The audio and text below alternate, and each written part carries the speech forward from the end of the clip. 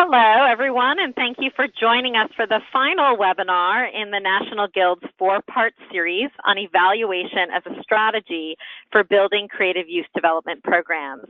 These 4 webinars are being presented as part of a year-long series provided by the Creative Youth Development National Partnership, and partners include the National Guild for Community Arts Education, the Massachusetts Cultural Council, the National Arts and Humanities Youth Program Awards, and Americans for the Arts.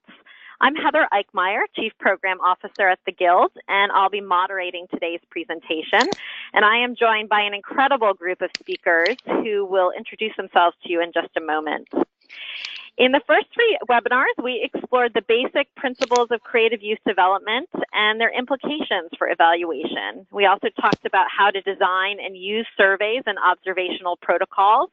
And then in our 3rd webinar, we spent some time exploring how correlational work can be a major step in thinking through and about the impacts of your CYD practice. Today's webinar will focus on partnering for large-scale quantitative evaluations. So for those of you who have been with us since the beginning of the series, again, I want to say welcome back. Thank you for joining us and being along on this journey with us over the past several weeks. And if you're joining us for the first time, we are very delighted to have you. All of these webinars, as I have mentioned, are designed as standalones, but they also scaffold. And so if you weren't unable to join us for previous webinars, those recordings are available through the Guild's website, and you can certainly email me after this presentation if you're interested and have any trouble accessing those recordings. Denny, let's go to the next slide. Today's webinar is scheduled to last 90 minutes. Please know that the recording of this webinar, the slide presentation, and the relevant resources will be shared with you after the presentation. So please don't feel like you have to write everything down on the slides as we go. We are encouraging your active participation. As many of you know who have been with us over the past several weeks, we have Ruth Mercado-Zizzo with us from EdVestors today, who's going to be sharing some thoughts and insights with you in the chat box. We encourage you to do the same, to look to the chat box if you have resources you want to share, to add them in there, but most importantly, to add your questions.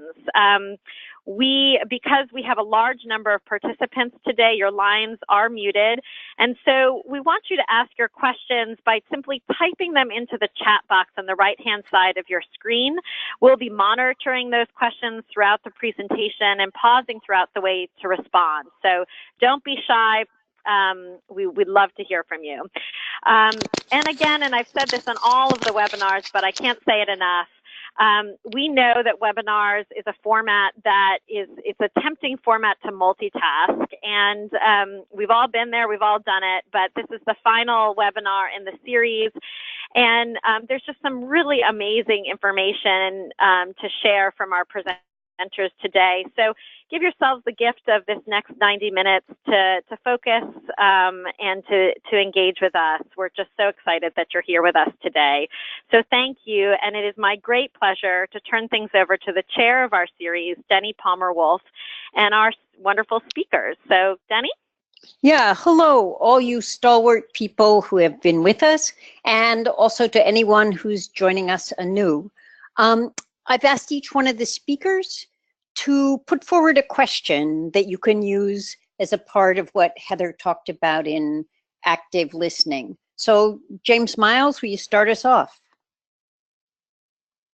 Surely. I'm James Miles, the Executive Director of ArtsCore, and my question is how do we use assessment? This is going to be a really general question.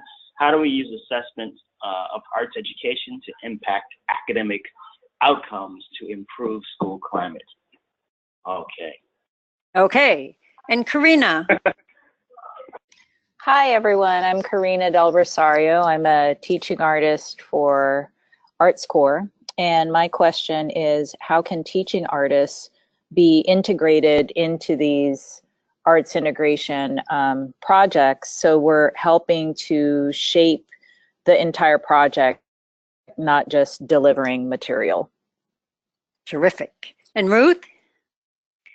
Hi, everyone. Since we'll be talking a lot about partnerships in relationship to assessment and evaluation, a question that I think about a lot is when thinking about the relationships and potential partners that I have in my community, who typically does not get invited? Who is missing from that network?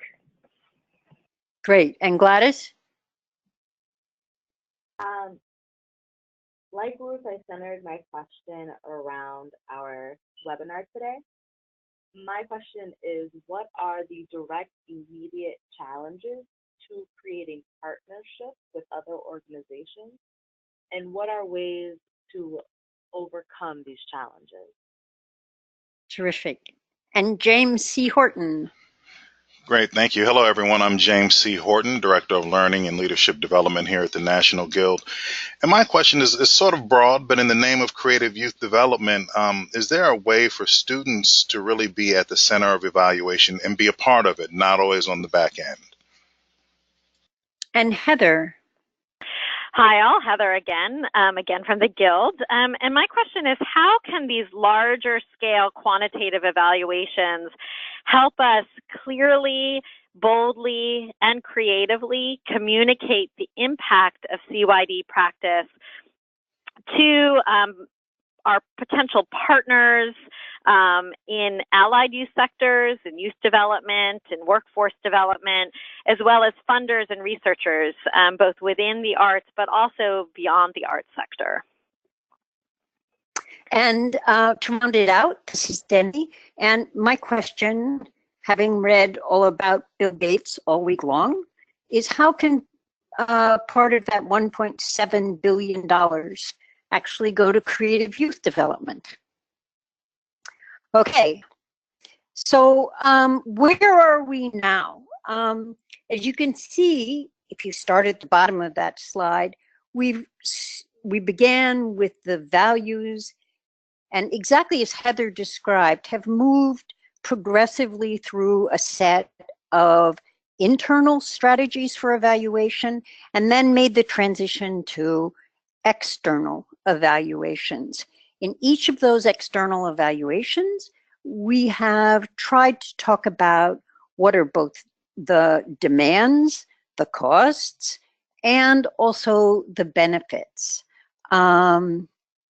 And as you heard, as you heard last week, we looked at some of the strategies that come out of collective impact work from CECI and San Antonio, some of the costs and benefits of actually doing quasi-experimental work at the New Vic with comparing treatment and control populations. And today we're going to focus and really dive into a case study of ArtsCorps, a creative youth development organization in Seattle. And in the context of talking about and with ArtsCorps, we're going to touch on the many different kinds of partnerships that it takes for an organization to build, but also to benefit from in doing larger scale evaluations. And in part, I want to talk about the importance of that, particularly when the field is poised to think about a new set of outcomes. For many years, we have had outcomes that are art-centered and creativity-centered outcomes, very important, primary. Often in order to survive, raise money, whatever,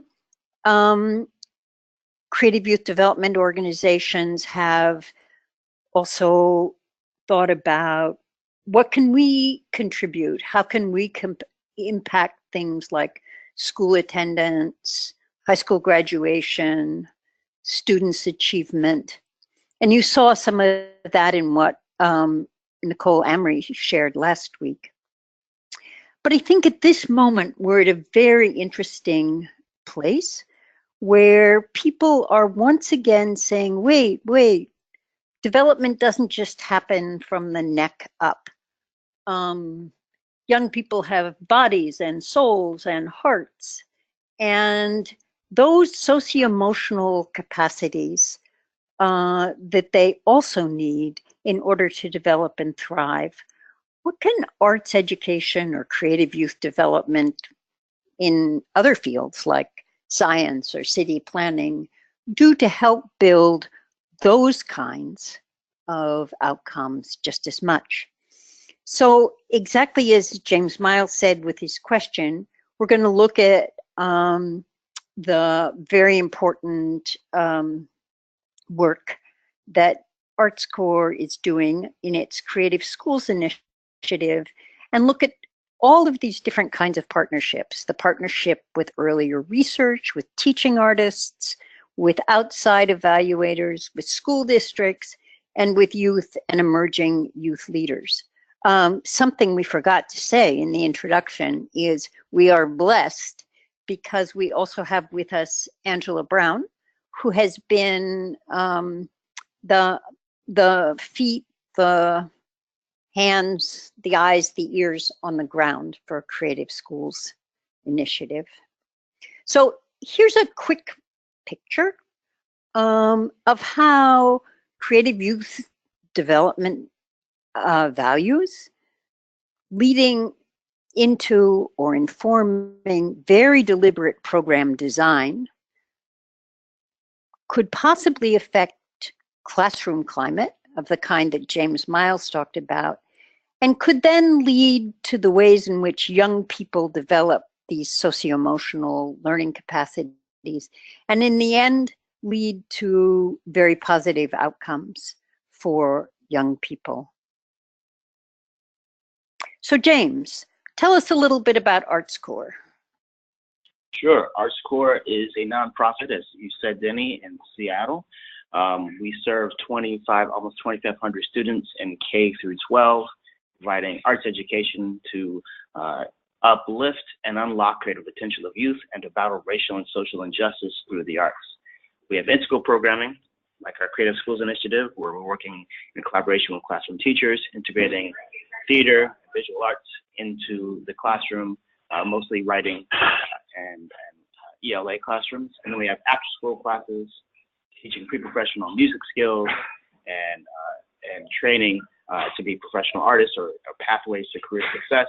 Then we have teens that we work with, and one of our most famous teen programs is Youth Speak Seattle, in which we invite young people to both lead, participate in, and challenge the structures of society through poetry and slam poetry specifically. As this slide says, we work in over 40 schools, 70 teachers, 2,500 students, and 80% of our students are youth of color, and 70% are low-income students. So backing up just a moment, we wanted to talk a little bit, James and I, about the way in which the Creative Schools initiative really got off the ground partnering with earlier research. So some of that research came from Creative Schools initiative surveys that were really the foundation for the later bigger project. I don't know, James, Angela, you want to talk a little bit about these surveys? I think Angela could be yes. great. Yes, actually, something that ended up being really a big deal with these surveys was formatting. So making sure that, you know, the information that you needed was where you needed it to be, while also trying to protect the identity of the students and keeping their surveys anonymous. So that was definitely challenging initially until we realized kind of how to do it. And one of the ways that we did that was that we made a cover page, which is what you're looking at right now, which allowed us to pre-populate the surveys before we went to see the students with their name and with their district ID and their student teacher. But we also created proxy IDs for the students that we would have internally so that we never had to actually use their information. And what we did was we ripped off the cover once we were done with our data entry, and then suddenly all we had on the other pages was that proxy ID, which helped us in case, you know, we're dealing with large volumes of paper. So it helped us in case things got moved around. There were a lot of steps in the process of, you know, getting the data collected and then, you know, managing it and sending it on to the evaluators. So just having a plan and a structure was really important. You know, the other thing I compliment you all about is as surveys go, this is an amazing front cover, even though you tore it off later. Think about just the way the invitation goes out to kids in that upper left-hand corner, and the way it positions young people as the centers of knowledge and insight. And if you look at the text down below, you can see the way in which Angela and her colleagues have handled sort of messaging to young people. Again, you know, it says, so think about yourself as a reader and a writer and a speaker, or there are no right and wrong answers. You're answering for yourself. Your answers will be different from other people's answers. So all of these very important messages to young people, which we learned in part from pre-interviews with young people as addressing important questions that they have. Inside the survey, I know a lot of you have asked about surveying. This is just an example. And I just would draw your attention to a couple of things about the survey. One is that the language is very straightforward. Many of the students with whom Angela and her colleagues were working were English language learners. And it was important that they have access. And then the second thing about it is notice that the items are behavioral. I have trouble paying attention. I give up doing an assignment. And non-evaluative. The real effort that we all put in on this survey was to achieve a sense that kids could report frankly and honestly about the ways in which they behaved, thought, acted, etc., in their schools. So, Angela, want to say anything else about permission? Well, we'll get to permissions later, but anything else about doing the surveys with young people? I think that we just had to acknowledge with the students that the surveys were really long. We were giving our surveys to 5th and 6th graders, so we just made sure to let them know that we really value their time. And at the end of these surveys was a student assent form. And so that was also a little bit challenging, but at the same time, we were able to be just very transparent with the students on why we were doing this survey and what we were going to do with the information, and giving them the agency to choose whether they were going to participate or not and how they were going to participate, and having opportunities to ask us questions or to go home and ask their parents. So I could tell that the students really appreciated that. And you've also worked a lot with trying to figure out the format, cafeteria, classroom. Yes, we found all different types of results based on how we, give the survey, which is interesting. Students being in their own classroom, multiple classes being combined into a classroom, or again, like a survey or an assembly style survey in the cafeteria and the gym, things like that. We had some experience giving the survey digitally initially, but unfortunately we just didn't have the capacity with the equipment and time to make that work. But I definitely see that to be something moving towards the future, is to move away from paper and really take things online. But it does take a lot of coordination and then access to devices, which are already kind of minimal in the schools that we're working with. And the paper was just more accessible. Yeah, so maybe when we move to tablets and computers, Bill will write that check, right? Right, and also connecting teachers and parents and students and administrators and teaching artists together is challenging because we're not all necessarily connected. But I feel like once that happens and you can reach out quickly to a parent or a teacher, once you can move into digital permissions and things like that, I think it'll be a lot more efficient. Angela, since we have you on the line right now, just a couple of questions have come in around surveying, and if it's okay, Denny, could we pause and just ask a couple? Sure. Great. Let's be mindful because Corinna has to. Yeah. Okay. True. Go. Just two quick ones, just since we're on this topic. Sure. One is just, did you find any rule of thumb around location that made a difference? Did you find that the behavior or results changed as a result of where you chose to give the survey? Yes, I think that doing the survey in the students' room where they usually would be with their teacher, who usually teaches them, is the best way to do it. Even when we had experiences with like a substitute teacher, there was differences, when they were in their classroom. So having a teacher that's able to manage the behavior while also not getting too involved is also really important, because if the teachers are kind of overwhelmingly involved and we're asking them about their teachers, that can be challenging for them. But if they're just their presence is there, that's really great too. So I would say assembly style can be challenging, and maybe with the older kids it's a little bit easier, but as far as the 5th graders go, definitely doing it in their classrooms is the best way. And then just one really quick question. A question from a participant. With the prevalence of over-testing, how do you overcome a student's opposition to the feeling of being tested or surveyed? Did you incentivize completion? How did you, that cover, the language that Denny mentioned is certainly centering them and in messaging that they can relate to, but were there any other incentives or tools of the trade that you could recommend or give advice on to folks who might be worried about over-surveying students?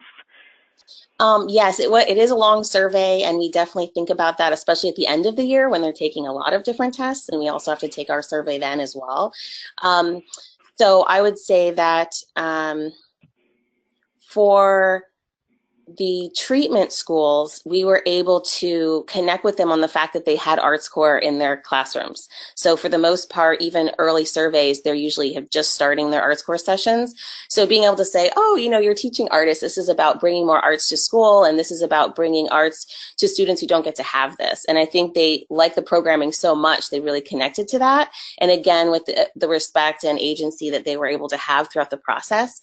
In the comparison schools, it was a little bit more challenging because, unfortunately, we're asking them all these questions, and they often are like, when is the program starting? And we had to say, not right now, this is what we're working towards. And one of the things that we were able to do to incentivize was bring in break dancers. So at the end of the year, we're offering a break dance assembly by Massive Monkeys, one of our teaching artists programs.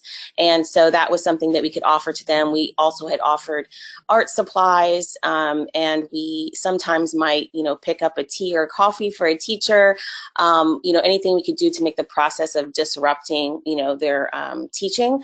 But at the same time, they just really had to commit to their participation in it.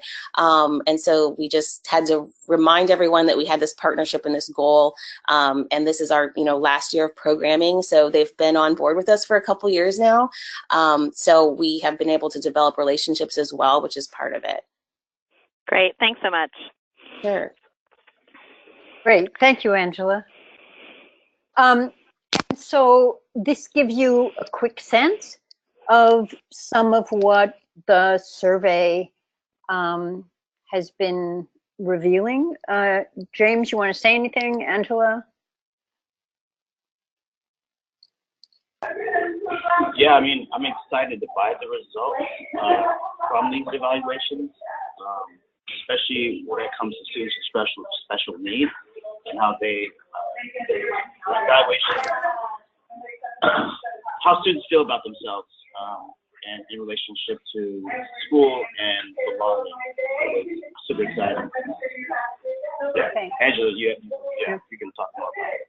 Yeah, I would just add just seeing the joy of the students in the classroom. I also take photos and videos of the students, so you could literally see that I can literally see the difference in the classrooms that have arts core versus the control schools who don't. And it's palpable. You can just feel it in the room. So, yeah. So just to round out this issue of partnering with research, that was a quick view into what Arts Core was already doing. But then Arts Core stepped up its game and decided that they really wanted to take on a larger and more formal study. And they partnered in long distance anyway with other researchers that were really looking into what are those factors that make a difference. What people at the University of Chicago call academic mindsets, what at Arts Core we've come to call more broadly learner mindsets. And what that research was showing was that when young people have access to challenging work, to work that makes them feel like they belong as members of a learning community, when that work is clearly relevant to who they are and to what they want to become, and self-efficacy really refers to their sense that they are growing more skilled in a particular domain or that they have strategies. And then growth mindset, which many of you will know from the work of Carol Dweck and others, which is this notion that I may not be good at something right this minute, but if I can get the help of others and if I can apply that help and if I can develop self-awareness and strategies, I could actually change who I am as a learner. That research also said the key time to intervene is really early adolescence, because that's a time when large numbers of kids disengage from school and form lasting identities as learners or non-learners. So the research really pointed us in towards making an intervention in 5th and 6th grades and following kids into 7th. And also the research underscored how important it is to intervene in ways which really make a difference for the young people in schools and communities who are most vulnerable. So students with special needs, students of Islamic descent, kids and their families who are subject in these times to DACA restrictions and deportation. So that really was a way and a basis for Arts Core to make a large-scale application to the federal government through the AEMDD process. James, you want to say anything about that? Yeah, when middle school happens, it's the first time young people they go from classroom to classroom. And so when students start transitioning between classrooms, they lose their sense of community of being with the same teacher for 2, 3, 4, 5 hours a day. And this impacts the way they interact throughout the school, the meeting with friends, and whatnot. So the middle school direction was very key for us, and I went that way. And I saw this across the nation. And as you're talking about growth mindset, if you challenge a student with something that they're interested in, the way the human brain works, they'll want to finish that challenge. But what's happening in schools is that students aren't engaged enough to be challenged, and therefore disengaged with academics or any type of rigor. So to make the writing, the the reading more engaging is the key to bringing students back to the game so they feel belong, so they have that desire to try and grow. And AMDD saw that in our application and luckily approved it. Yeah. So is somebody, I think, may need to go on mute? We hear background noise? Great. So this is what ArtScore signed up for. Treatment and control schools, randomly assigned. So we didn't pick the highest performing schools to work in or the lower performing schools to avoid.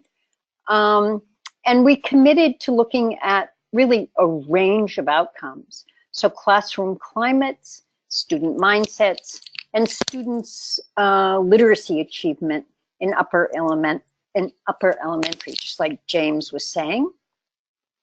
But now we want to transition to what Karina has to say and to talk a little bit about the partnership with teaching artists. So Karina, will you take over? Yeah, thanks, Denny. So the ideas around academic mindsets for belonging, self-efficacy, relevance, and growth mindset. The interesting approach that ArtScore took with teaching artists is basically looking at really living and modeling this idea of fostering belonging, self-efficacy, and relevance among the teaching artists that they recruited for this long-term project. So I am one of 4 teaching artists who are working in the classroom for Creative Schools Initiative. I'm a visual teaching artist at 2 schools, and I am paired up with Lauren Appel, a theater teaching artist.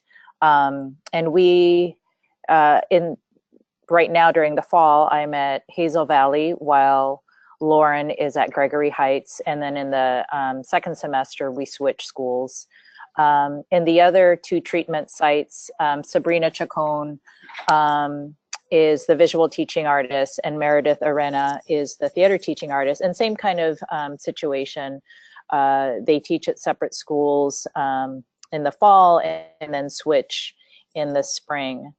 And when we were recruited to lead this effort, one of the things that I really appreciated as a teaching artist was being so heavily involved in the curriculum development aspect of it. ArtScore had laid out the framework that we would be providing 2 6-week arts integrated units, one in the fall, one in the spring for 5th grade, and then another 2 for 6th grade.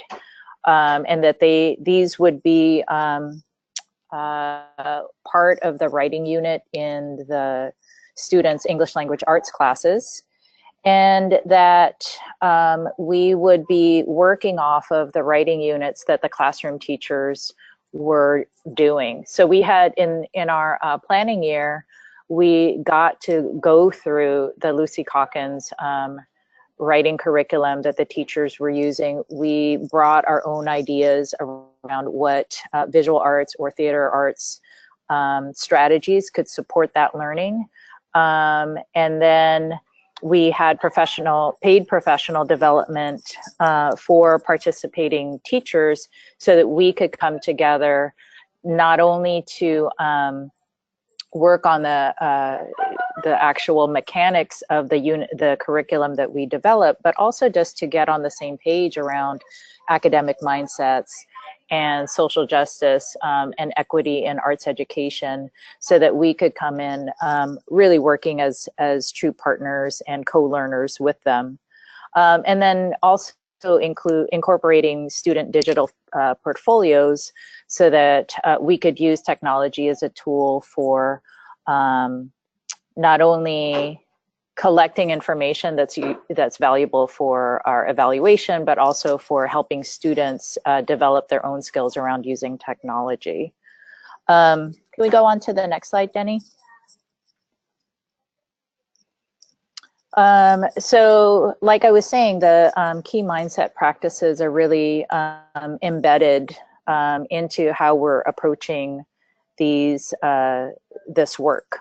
So again, we created challenging curriculum for the students that also support the academic, the language arts objectives that the teachers are concerned about, but we also have art standards that we're teaching towards, but we're designing it in ways that are really about building the students up. So for example, if we move on to the next slide. Okay. Do you want the next one, Karina? Yeah, the next one would be great. Okay. Thanks.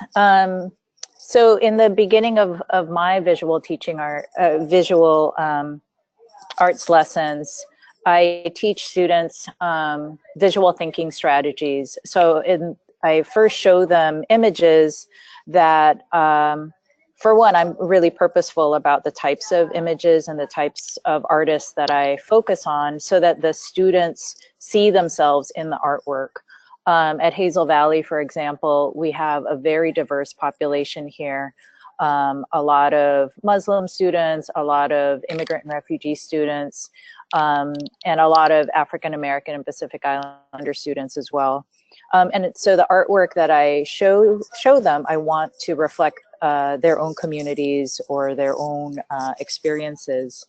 And I use visual thinking strategies with them, again, to help them use their own words to analyze what they're seeing. So I ask very open-ended questions like, what do you think is happening in this image? And what do you see? Point out in this picture what you see to make you think that way. And I don't use any evaluative language. When they give me their answer, I'll paraphrase it to make sure that, for one, I heard it right and the rest of the students can also hear the student's answer. And also just to affirm that what their perspective is, what their interpretation is valuable. So I don't correct them. I just ask these open-ended questions and then ask the rest of the room, what else can we find? What else can we find? But then when I'm teaching, since I'm also teaching art skills, after we have this discussion, I move towards, if we're looking at the image of Jacob Lawrence on the left with the artist studio, we're doing graphic novels where the students are going to be creating their own landscape scenes to talk about their own lives. So they're going to create a scene from a story in their lives. So in this image, I asked them, well, what do you think is furthest away? What do you think is closest? What do you see that makes you think that the windows in the back or the buildings in the back are the furthest thing away, or that the railing in the that the red railing is actually what's one of the closest things and is in front of the main character in this picture? So then I start weaving in some of the art skills so that when it comes time for them to make their own artwork that's going to reveal a scene from their own lives, they can use some of those technical skills to do that as well. So not only having images that may reflect their communities or their experiences, but then the content of what they're creating is from their own lives, so that it again fosters that idea of belonging and relevance. And also all the skill building you do really helps with this sense of self-efficacy. Right. When it's time to draw, I really try to scaffold the lessons so that first they'll get a chance to practice just doing different portraits. So and they're doing it just in pencil, and they have 1 or 2 sessions where they can really practice making different expressions. And then by the time they get to their personal narrative, the graphic novel they're creating, they're feeling a little bit more confident about their skills. Can you go to the next one, Denny? For this particular unit, the goal is to, in their writer's workshop, they're developing a personal narrative that's about a turning point or an important moment in their life. And then my role is to help them present that in graphic novel form, novel in quotations, because we really only have time for 4 panels that they'll draw. So yeah, they're learning skills around landscape and creating depth. They're trying to have different expressions in their characters' faces. I'm trying to move them away from stick figures, but really giving form to the people that they're drawing in their graphic novel. And they're using materials that they might not be accustomed to, like watercolor pencils and micron pens, just to also expose them to the techniques involved in using different media.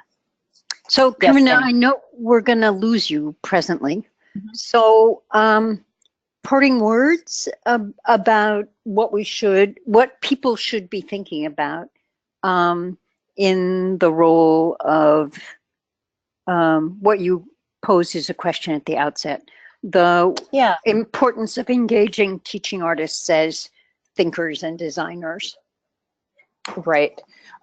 So back to what I was saying at the very beginning, I think what has been important for me as a teaching artist in this project is that Arts Corps has given me, has really treated me as an equal partner, just not a deliverer of material. So the fact that I and my 3 other colleagues were given the opportunity to actually create this curriculum. Arts Corps provided us the framework and what the overall goals were, but we really were the ones who design it, coming up with ideas that were in our interest area. So for example, one of the lessons that we roll out in the spring is around printmaking and campaign posters related to their argumentative essay. So printmaking is a medium that I really enjoy. So being able to bring that expertise and has been great. And also I think because Arts Corps has in its mission this commitment to social justice, I, as a teacher artists, feel like I have backup when I bring those types of perspectives into the classroom as well, and really trying to support students who are using their voice to speak out against the issues that are affecting their families or affecting them. So in the argumentative essay that we do in the spring, and we're doing campaign posters, I get really excited about being able to support students and coming up with slogans and designing lino-cut prints that can really help elevate their voices. Terrific. We wish you great classes. Great, thank you. I'm sorry to leave early, but I'm off to teach. Thanks. Okay, thank you. Bye. So Heather, we wanted to pause here and see if people had other questions. Yes, so here are a few feeder questions for you all to be thinking about, but please, I have a couple of questions to start with, but would love to hear from our folks on the line today. So if you all have questions, please chime in the chat box. But I want to actually go back to a question that Ruth posed in the chat box just a second ago, which was, when doing this work with schools or other partners, how do we, especially for these larger scale and longer term projects, how do we create ownership across all levels of our organizations that are partnering with schools or other agencies, but also within those schools and agencies? How do we really create ownership at different levels. So whether it's in our own agency, you know, with teaching artists and administrative staff and students, and likewise with schools in this case, with people beyond just the classroom teacher, so that these projects can sustain and we can get on the same page. So James, Miles, do you want to chime in? Yeah, I was thinking just that. So creating partnership with students and teachers is bringing students to the table. You know, if you're going to work in, and I think this is an issue with education in general, but if you're working with students, it's important to find out what their interests are, where they lie, and then to work around that. And, you know, I saw something, a question about culture responsive pedagogy. Responding to the culture of the classroom is not just the ethnic and socio-economic culture, but just the culture of that classroom. And if it's, you know, a culture of young people that love manga or K-pop, then that's how you're going to be directing your academic content, especially through arts integration. And if they're interested in something completely different, that's where you direct their content. So bringing them to the table. And in terms of buying partnerships across multiple platforms, families also have a stake in their children's education. So if we're entering that realm, bring them involved too. They're at the table, they're at the table. And the same goes for every party involved. You know, oftentimes when we go into classrooms with a classroom teacher, it's either, you know, with us or against us, the mindset. And if each partner has a stake in it, so that the teaching artist is not taking over the classroom, or the classroom teacher is not taking over the teaching artist's time, but they're working together and have not just building a working rapport, but an understanding of what is needed to fulfill the objective of you know, academic mindsets, a growth mindset, or learning mindset, as we say. Then that partnership becomes much stronger and more concrete. And James, just another question around how the data is then used throughout the process, since it is a multi-year process. Who is responsible for analyzing that data and making adjustments to the program along the way? How does that work? Yeah, so we have our outside evaluator, Wolf Brown, and they analyze the data that we bring back through Angela, who is our evaluation manager on site. So that's a process with our outside evaluator, our in-house evaluator, and the Highline School District, all looking at the data and coming to some conclusions and understandings about what this data means.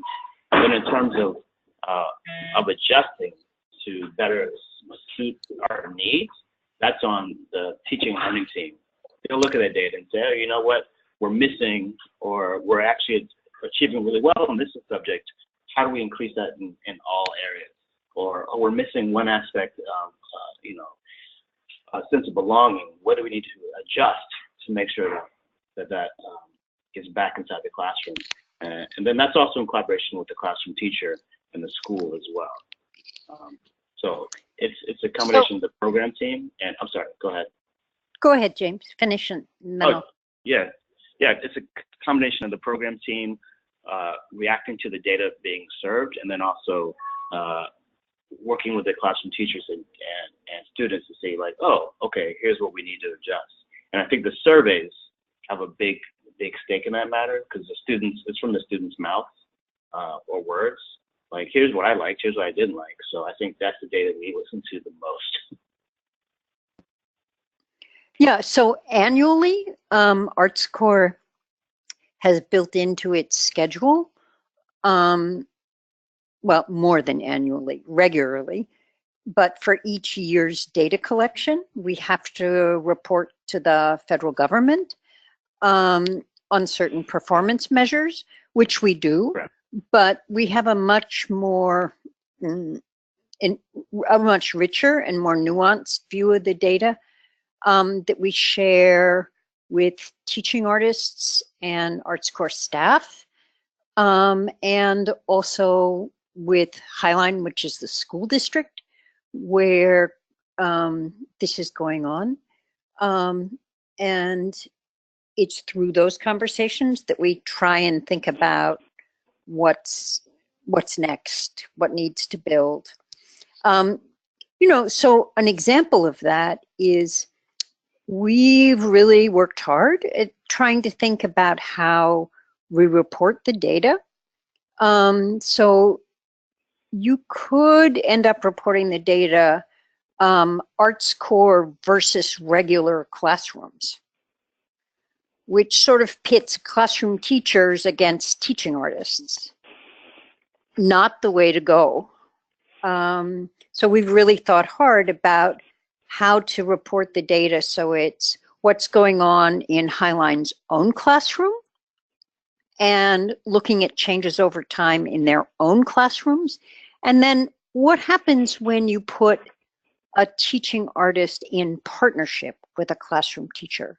So instead of just reporting it and thinking about it as control and treatment, we try and think about it as Highline's own classrooms and classrooms that have been enriched by partnership, in which the classroom teacher is a very important contributor. Mm-hmm. Otherwise, you drive an us versus them. Mm-hmm. I had a question, it's somewhat related to sort of thinking about getting on the same page, and I think Karina may have mentioned that, and sort of starting out in these partnerships, making sure that everyone involved sort of has an understanding of growth mindsets, academic mindsets, and then she also went on to say equity and social justice in education.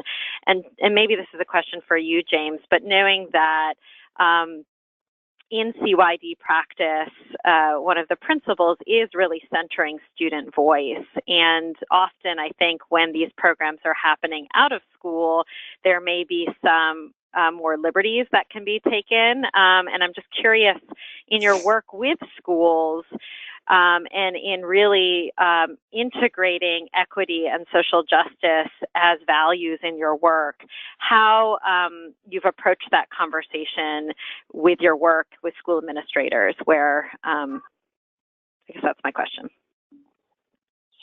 I think it has to come from, well, I just outright said it, like, public schools are failing. We're here to try to help solve the answer. And I think that's a pretty clear idea or concept that schools understand. And it's not judgmental. It's really saying, like, what can we do as a team together? If you look back at the origins of the way schools were set up during industrialization, it's really just to be fidgets on a fidget farm, right? Mass production. So everyone has a role, and they do that role, and they complete a project, and they make a car, for example.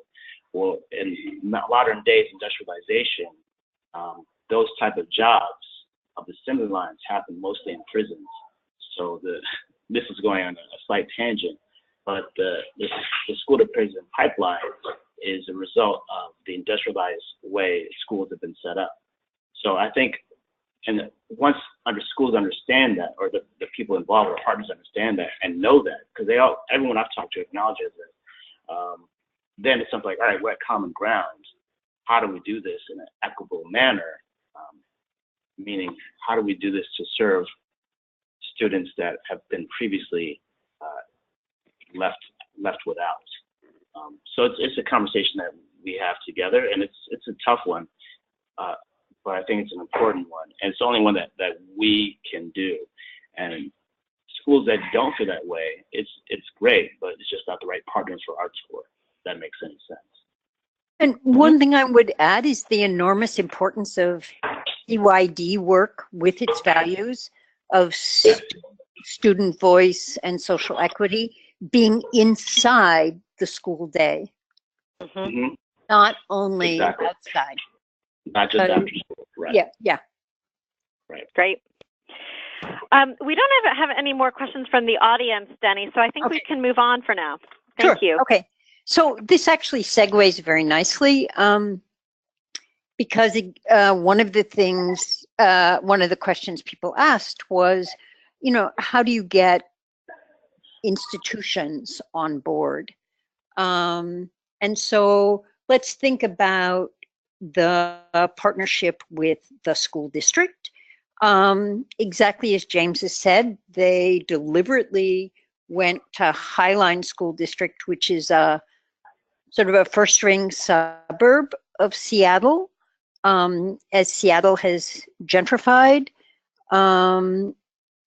the first-ring suburbs like Highline have really become home to many working class and immigrant families. And the school district is itself trying to be quite progressive. For instance, it's a school district that has biliteracy as one of the outcomes that it's interested in. And I just wanted to talk for quickly about a number of the processes that are a part of partnering with the school district, which you can either see as overwhelming and noxious or as opportunities to really build a shared view of things. So, Highline, but when you go into a school or when you partner with almost any kind of outside agency, you'll have to go through at least 3 processes.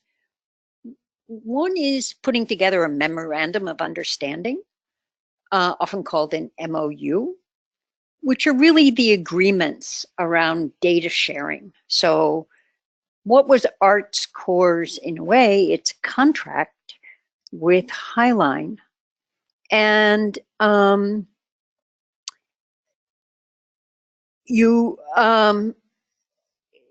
that can be complicated, but it can also be a way of sitting down with the district and thinking through shared issues.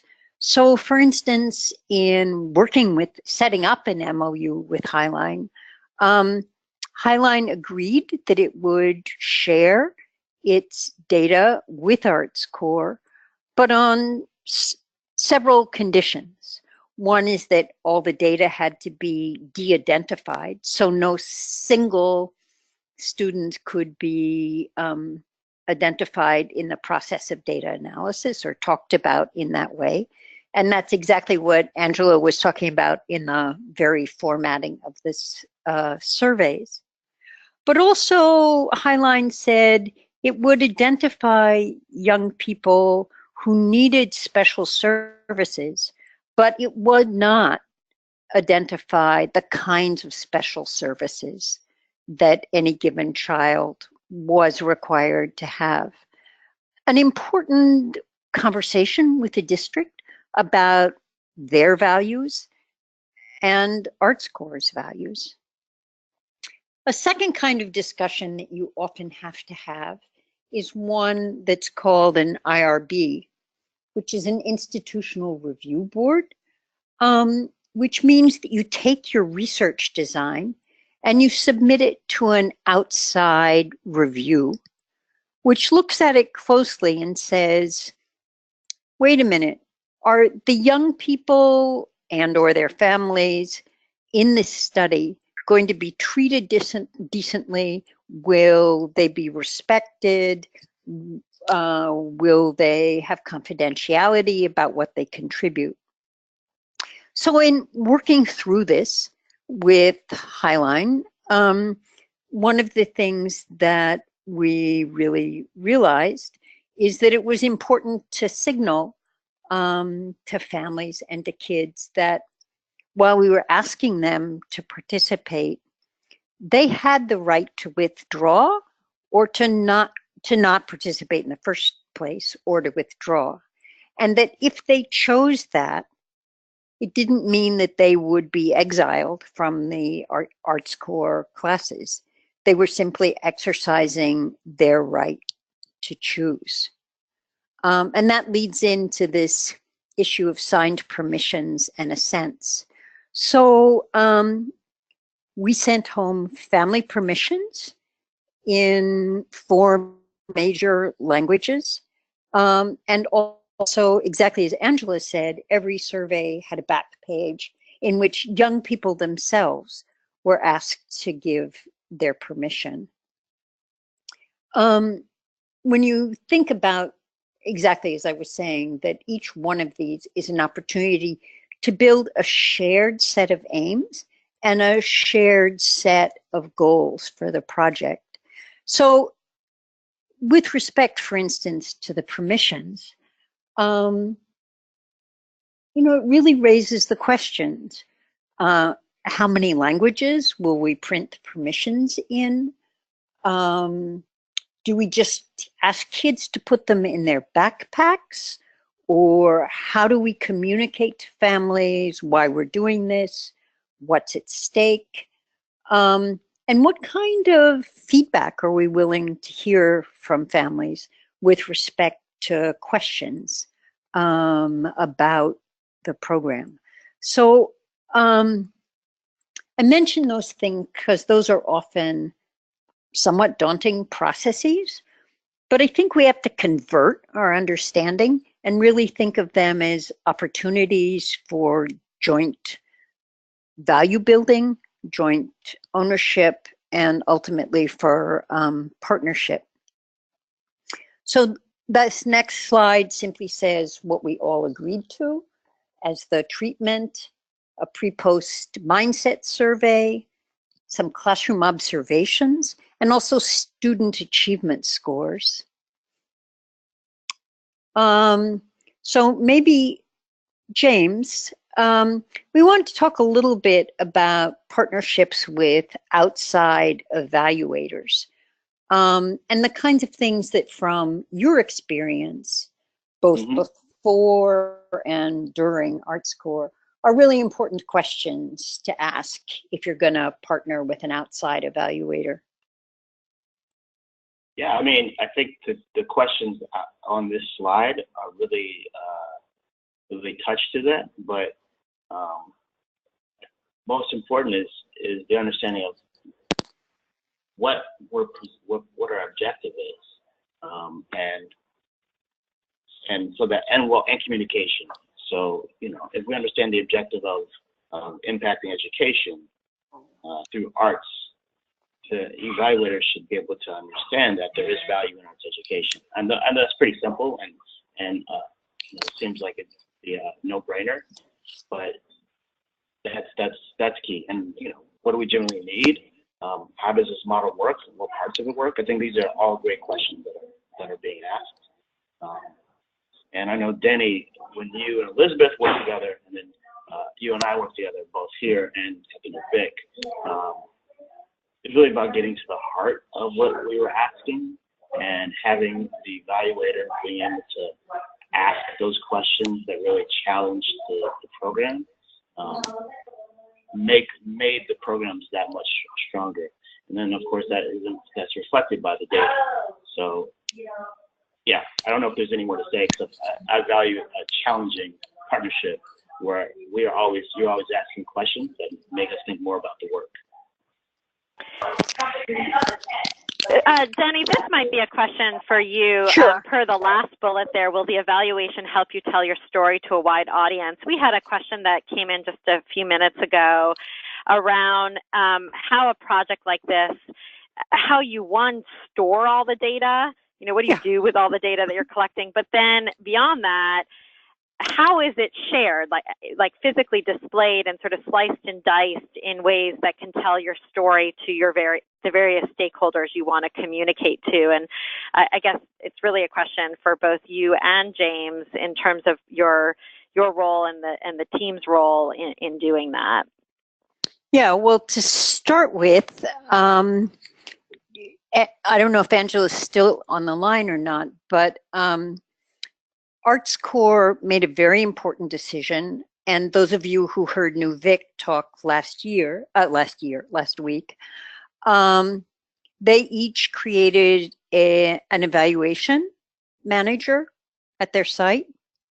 So that evaluation manager is, for instance, collecting all of those surveys, de-identifying them, and scanning them in. And then those become an electronic file, which I and my colleagues, notably Stephen Holocaust, get entered and then analyze. So we create we create several major files. So there's a file for all of the surveys, pre and post, for 2016, 2017, 2017, 2018, etc. So that's one major Dropbox file. We also produce a second Dropbox file, which is all of the classroom observations. We'll talk about those in a minute.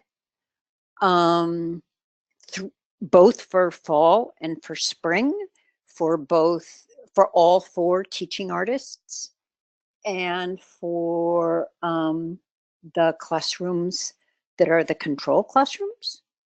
And then we also create, and this is where the partnership with the school district is important, a third data file, which is the school achievement data.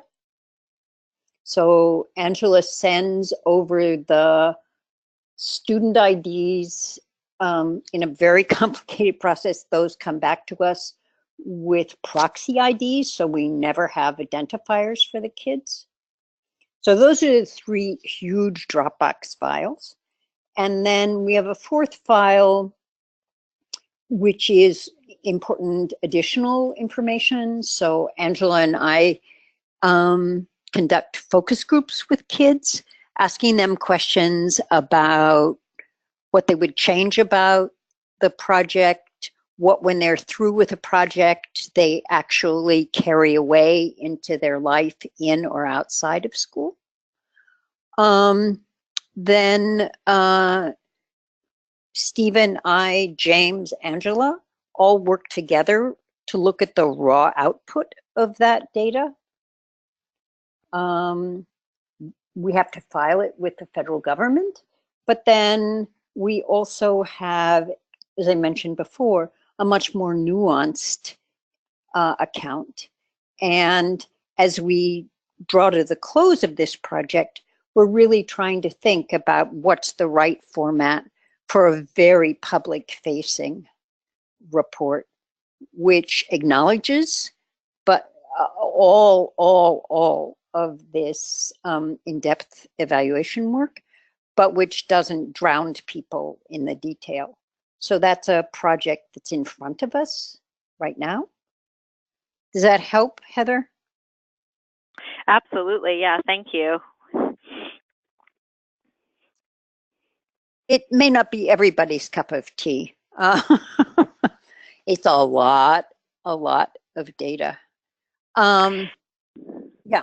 What, Heather? And just to that point, yeah, no, I think, you know, Ruth, and we can share this back out with everyone on the call. In an earlier webinar, also, Ruth had shared some nice, you know, even for smaller sized projects, ways of displaying data creatively through infographics and things like that. So it's obviously a much bigger endeavor with a long-term project like this. But I think an interesting question to be thinking about once we collect the data, as you say, how we present it in a way that doesn't drown out the richness of it and clearly and boldly communicates the impact of the work. Yeah, so we'll just now look at some of the graphics we've developed and are trying to use that are respectful of the data, but hopefully not overwhelming, but you tell us.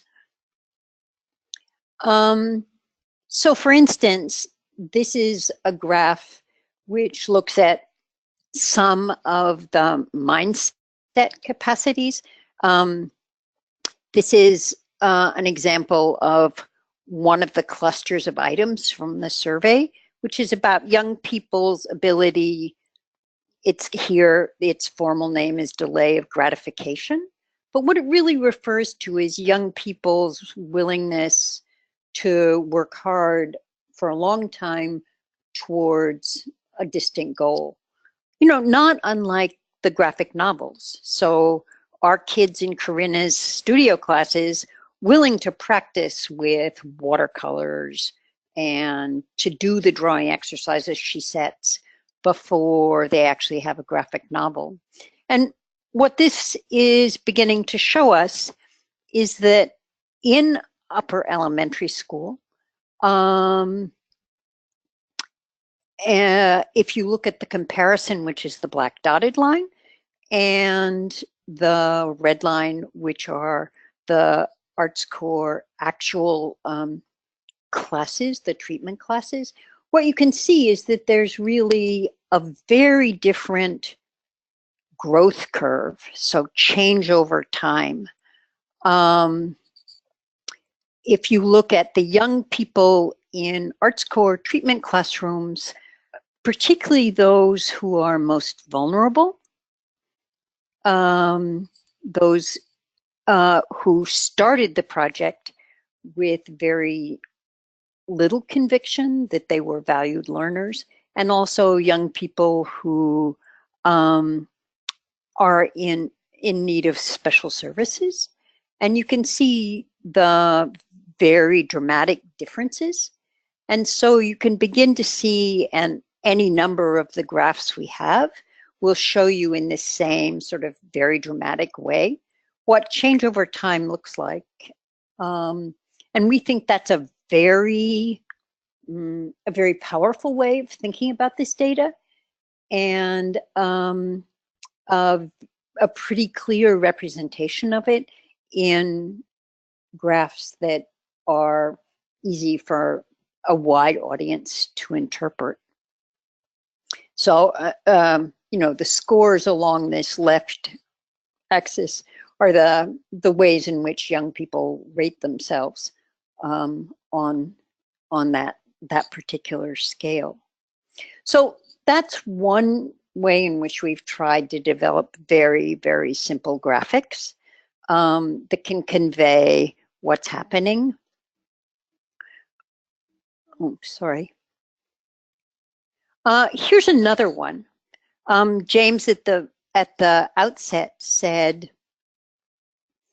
you know, that one of the major aims of the Creative Schools Initiative was really to be able to change the climate in classrooms around who is a learner, who is not a learner, who can be included, who can change over time. So these are, again, our effort at pretty straightforward bar graphs. They look at the 5 dimensions of mindset across the bottom. They are, blue bars are treatment schools, red bars comparison schools. And we look at those mindsets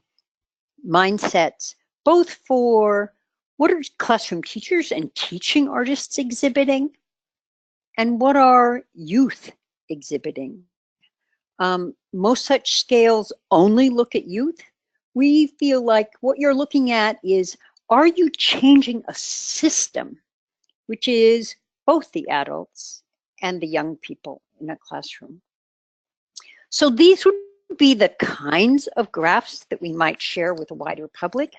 But on our way to doing that, we've been sharing them internally with staff at Arts Core and raising for them questions like, if you look at the bars inside the circle compared to bars outside the circle, you see that relevance, and particularly, well, relevance and self-efficacy are dimensions of mindset that are not as fully developed as others.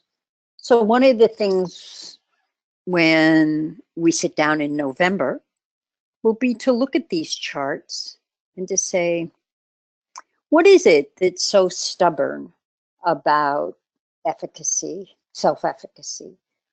What can we do? Why is it not flourishing in the same way as belonging? what's actually the difference between belonging and relevance? Why does the belonging set of behaviors really look like it's flourishing and like both youth and adults in the room? So that's the way in which we're thinking about reporting, but also about using the data exactly as James Miles said, in ways that try and raise questions for ongoing practice. In drawing to a close, we don't want to forget the incredibly important partners that are youth and young leaders themselves. And so Gladys, you want to talk to us about that?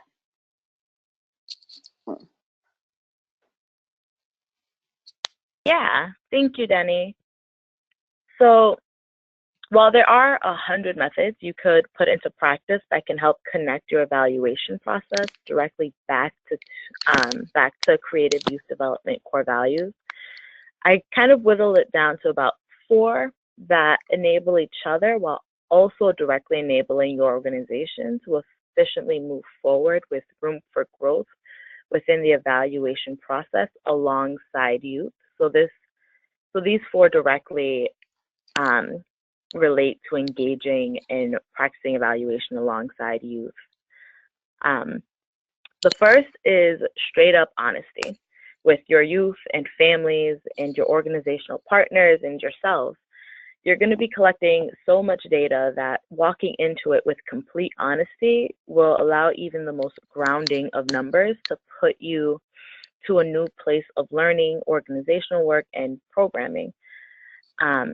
Even at RAW, as an organization that lives because of art therapy, it was very grounding to see the results of our risk and resiliency survey that we did with our seniors. It showed us that about 26% of our youth are statistically 12 times more likely to commit suicide than the national average. And we immediately began planning new programming to help hold this. And that's not to say our program leaders didn't see the struggles our youth were going through. It just meant we needed to highlight this particular issue in order to give current youth that we serve more support in areas we didn't get to cover consistently in every group. And this leads me straight into building trust with youth so they move forward with you and want to help you get better. And this isn't always a clear path, and it can be extremely difficult for orgs that have a shorter timeline for when they engage youth in their spaces, but it's not impossible. And I have complete faith that if you're in this work, you know enough about your communities to build trust in any amount with the time that you have. Another way that helps build that trust is just engaging your youth. They're the reasons we evaluate. Their input is what will keep your process on a growing path. That can span from bringing in alumni to evaluate your evaluations, all the way over to being open to just conversing with your youth about those evaluations and asking them for their opinions and following through on their comments or concerns. You know, just letting your youth see that this isn't another test they're going to have to go through every year, but it's a tool that is going to use to continue their growth within your organizations. And always stay ready to be wrong. Not everything will work, but you don't know until you try. Evaluation in our field is relatively new. Shaping this to fit our needs isn't going to be a smooth process, but it's definitely a necessary one. Knowing what doesn't work is always as important as knowing what does. It's what's going to push us into trying methods that we potentially never would have brought out if there hadn't been a hurdle to cross. Every misstep on the way will only ever make your footing more sure as you go forward. Next slide. Now, engaging youth is definitely a distinct process than engaging emerging leaders like myself. And because I'm still in the middle of this process, I'm going to go ahead and put the disclaimer here that I do not know everything and I will never claim to. But these points are going to directly connect back to what helped RAW in this process. So We created a climate that values reflection in self-assessment, on-site observation of classes, and organizational planning. Our program leaders at RAW are encouraged to keep a running account of the year's group activities through SCUDAT. It's a platform we use to organize and keep track of youth applications, attendance, and a variety of other information. This indirectly integrates evaluation on a daily program basis for all of the staff. You could say it's a little bit of a blind way of getting staff who don't see themselves necessarily as evaluators to keep track of constant data, to become evaluators that keep track of this constant data.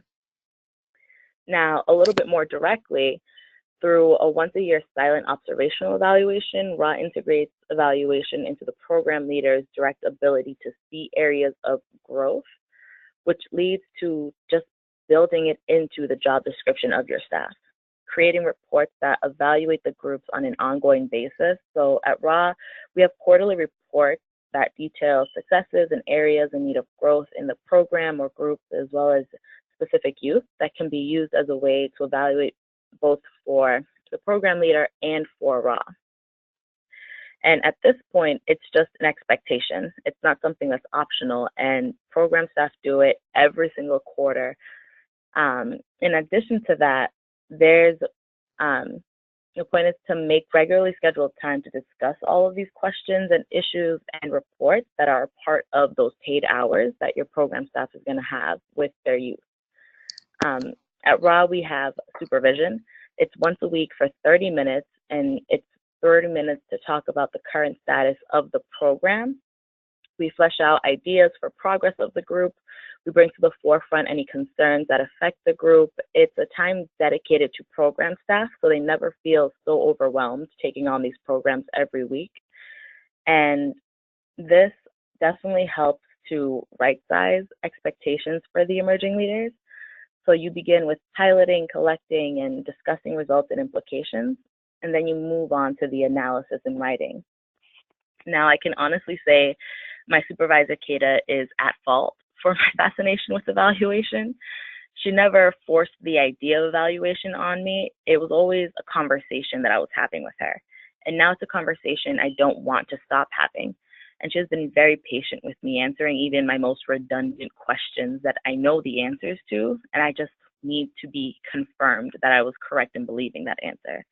And this dynamic has helped push me to where I am now in a growing space where I can continue to learn about evaluation while pushing forward the conversation at a higher level than just at RAW. Next slide. Hang on. There we go. Now, I just want to leave you guys with a quote from a senior. RAW is some sort of beautifully framed mirror that allows you to reflect on yourself and appreciate what holds you up. This, I believe, directly illustrates evaluation within nonprofit organizations. And it's my hope that one day everyone on staff in organizations will see evaluation this way. It's going to be, a bit of a bumpy road, but we can do this as a community of organizations. Thank you so much, Gladys. I'm just going to go back a moment because just to say also that the very work itself is a way of partnering with young people. And there's a link here to a poetry slam in the Highline Public Schools. And I don't know, James, these are a few of the stanzas from a young woman's spoken word, but James, you want to say more? Yeah, so this poem was created in a writing class, sixth grade, I'm sorry. And the students were tasked with writing a poem about how they see themselves in society. And because everything's through an equity lens at ArtScore, the poems were quite powerful and covered a broad range of topics. And one of the young women in this video in particular was quite shy and said, I'll do the poem if you read it with me. So the classroom teacher and her are reading the poem together. It's really wonderful. And then there's also a great piece by three boys working together. Yes. And just to underscore what James said, you see the classroom teacher and the young person performing together. And that way in which classroom teachers haven't been sidelined in any way, I think is another example of the partnership. So Exactly. we are coming to the close. And I wonder, Karina is back in classrooms, doing good work. But anybody on this list or somebody from the field who has a reflection. James, James Miles, you have anything you want to add? No, it was really wonderful to be involved in this webinar. Thank you. Ruth? No, I think it's really just in general the idea that we all need to know that how we evaluate and communicate the impact of our programs is an ongoing process, and we need to be willing to approach it as that kind of artistic process where we might need to take risks and grow in different ways. Gladys? I would just say that I'm really glad this webinar happened, but I'll be even more glad for the conversations that continue to happen after this and outside of this within all of our communities and in between our communities with partnerships and collaborations. Thank you so much for for being with us through all four of them. It's been your voice, Nicole's voice, Angela's voice have been really, really important. Heather? Sure.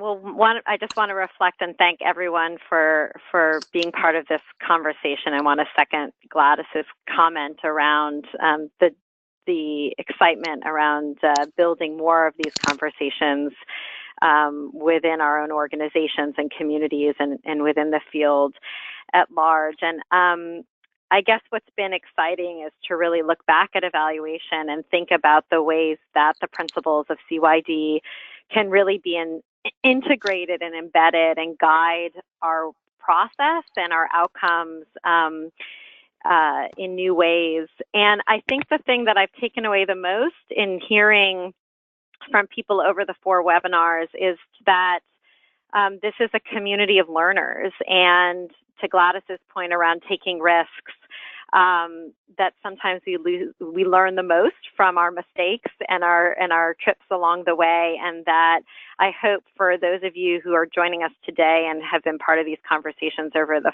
past 4 webinars, that you feel that you are also part of that learning community, and will feel free to reach out to any of us and all of the presenters over this series as you take bold risks yourselves.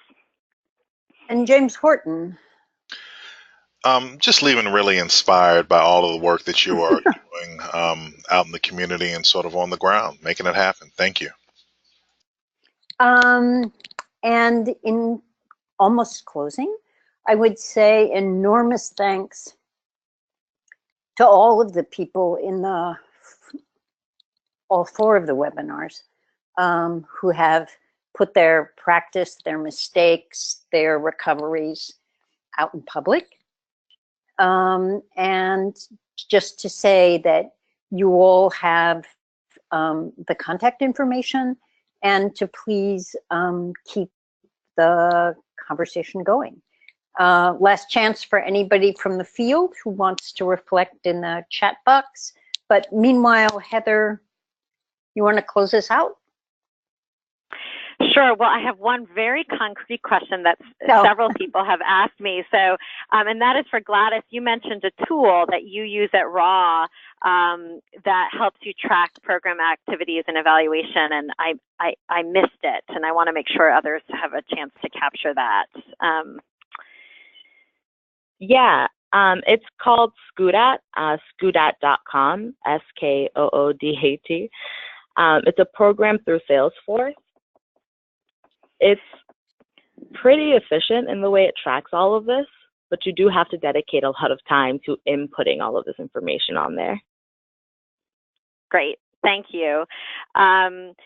So just closing thoughts in that this is our final webinar of the series. I just want to remind everyone that we will be sharing a recording, and so we encourage you to look back at webinars you may have missed, but also to share these conversations with the young people you're working with your partners, with other members of your staff, your teaching artists, so that the conversation can continue and the learning can be shared.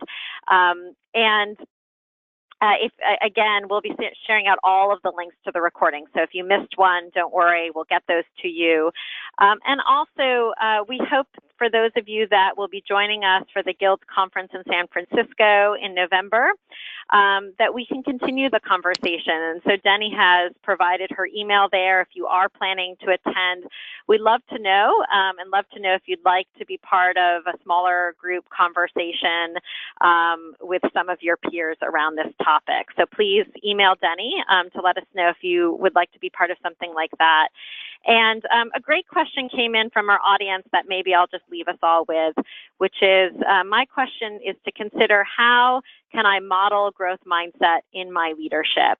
And I would say that applies to us no matter what our role, whether it's a young person, a teaching artist, an administrator, an outside evaluator. I think this presentation gave us some wonderful inspiration and food for thought around that. And I guess I'll leave us with that.